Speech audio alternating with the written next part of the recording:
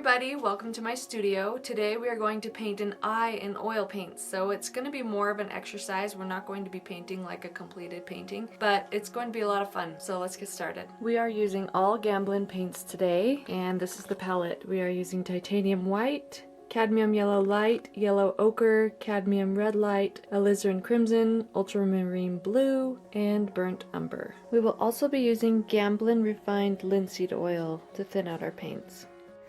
So I'm working from sort of a limited color palette. I have, what's not shown is the white up above the cadmium yellow light. Some artists like to work with an even more limited palette with a total of about 5 colors. But today we're working with a total of 7. And I'm just painting straight on onto the paper here. So this is a gessoed artist paper that is for mixed media, mainly acrylic and oils. And so I just scraped the gesso on, let it dry. So I made it a little bit smoother of a texture.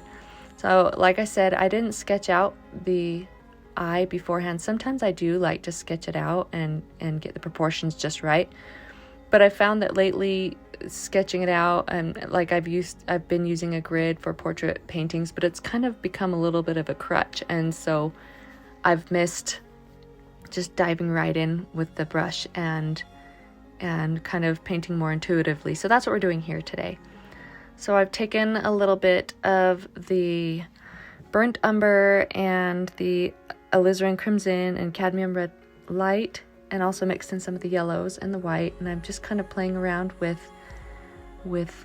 the skin tones to kind of match the reference photo that I'm using for the eye.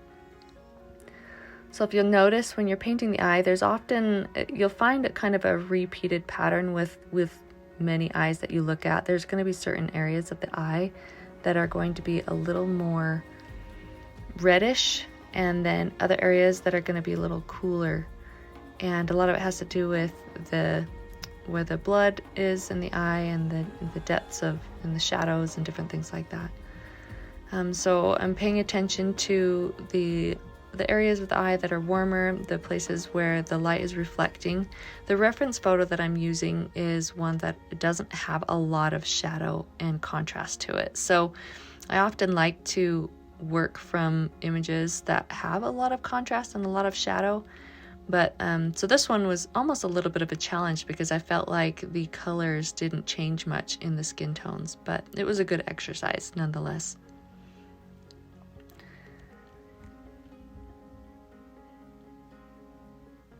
So one thing you'll notice when you spend a lot of time looking at eyes and painting eyes, that the whites of the eyes are rarely ever actually white, and often they're a little bit of a bluish. So you can see I grabbed a little bit of the ultramarine blue, and I'm trying to bring the eyes into more of a cooler tone. That's one thing that will make your paintings look very cartoony, is if the whites of your eyes are too light, too bright. And so sometimes when you go in and first initially paint in the grays and the blues for the whites of the eyes, it's a little bit scary, but it really starts to come together as you bring in the different colors and the contrasts from the other parts of the eye.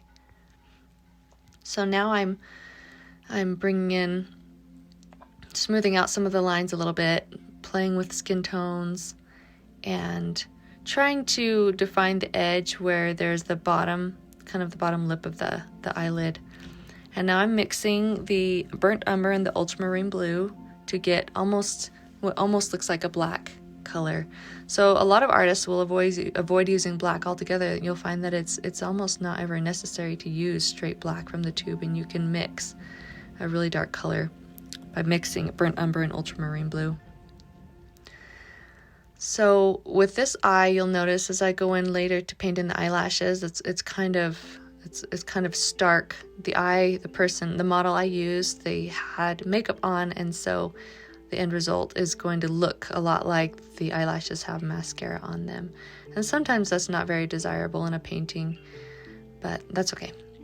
So like I said, this is kind of an exercise. I've been getting back into oil portraits lately, and I've felt pretty rusty. And with each one of these paintings I've done, I've learned a lot from them, and I've remembered things that I'd kind of forgotten.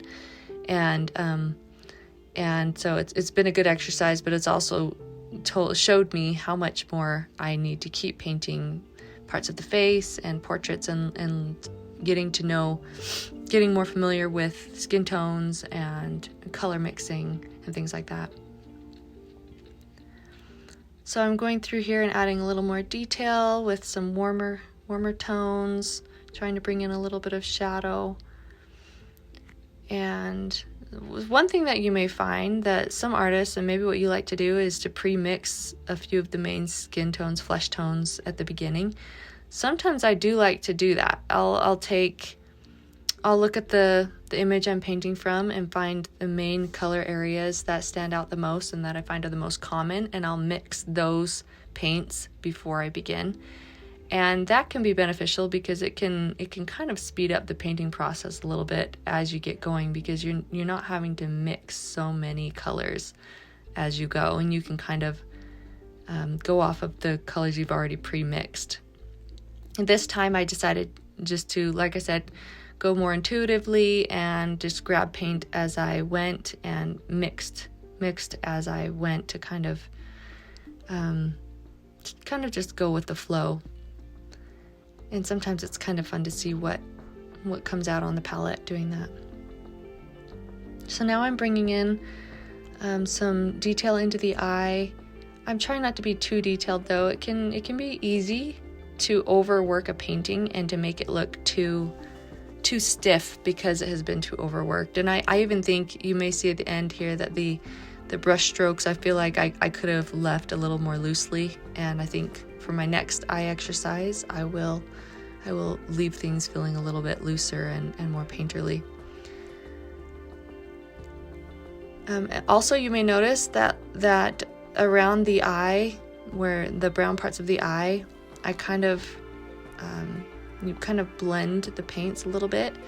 Another thing that I've learned over the years, and that can add to a painting's looking amateur, is if you try to define every line and every part of your painting. And in reality, when you're looking at people and things, your eyes don't see a bunch of sharp lines. A lot of colors and textures will kind of blend into one another. And so it's important when painting to make sure that you're leaving some soft edges and some hard lines. And like I said earlier with the eyelashes, I feel like I left the eyelashes looking like too hard. Like if I were to do this one again, I would soften the eyelashes a little bit and not make them look so defined. So, and you can see here, even on the bottom lashes, I like the bottom lashes more because they're a lot less defined. Now in the image that I used, they were less defined as well. But I think this exercise would have benefited from me leaving the upper eyelashes, although more defined, a little more painterly than they are now. So now I'm going through and just adding a little more detail to the eye. And one of my very favorite parts, and a lot of artists may feel this way, is that adding the highlights, like the little glares on the eye, are one of the most exciting parts. It really brings a painting to life to add those little reflections and little glares of light in the eyeball. So I'm just bringing in some more highlights around the eye, the corner of the eye, and around the eyebrow where the light reflects. Another thing with the eyelashes is once I added those on, it made it pretty difficult to work around them. So when adding the eyelashes, that's kind of one of the last things you want to paint onto the eye. At least you want to make sure you are finished working in that area so that you don't have to change the eyelashes much, because once you start mixing in those dark colors, if you have to change the eyelashes, it can get muddy really quick, because this exercise is painted in one session a la prima, so that none of the paints have time to dry. So you have to be careful not to mix things together, mix the wrong colors together, and get the paints muddy.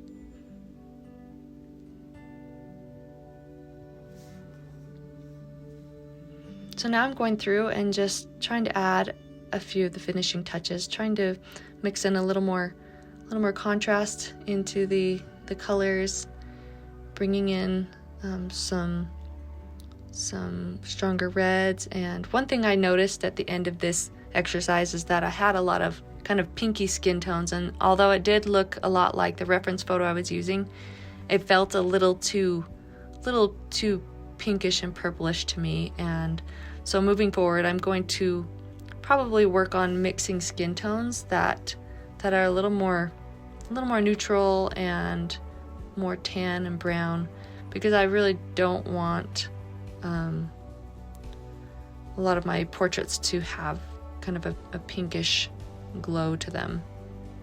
It really is subjective too. It just kind of depends on the example you're painting from, or the model, and two, the outcome and what you prefer, what look you prefer.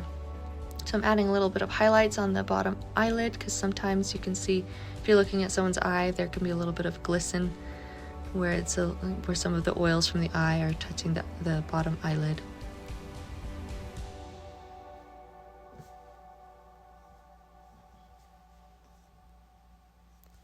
So I'm going through and continuing to add a few more highlights, softening a few areas. And with this painting, I worked with just a couple of different brushes. They were mainly smaller. This one is a little round brush, and a synthetic hair. I don't think I used the bristle brush with this painting.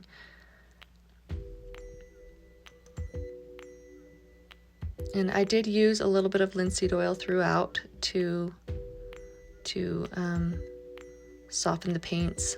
And this is the finished product. So I'm pretty happy with how it turned out.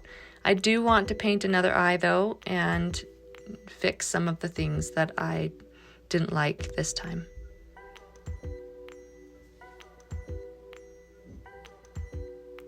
And here's my beautiful paint palette. Didn't take much paint. Well, that sums up the painting. I hope you enjoyed it, and be sure to like and subscribe to my channel. Thanks. Bye.